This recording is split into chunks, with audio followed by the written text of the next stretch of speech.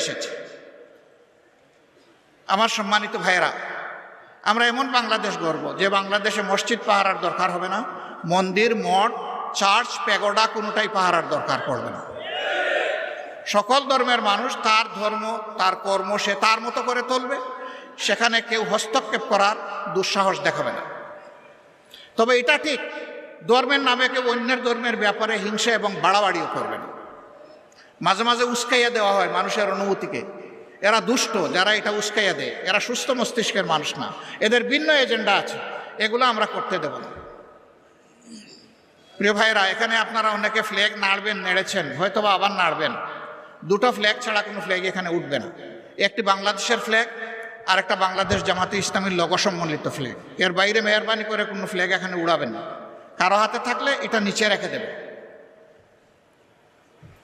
আমার সম্মানিত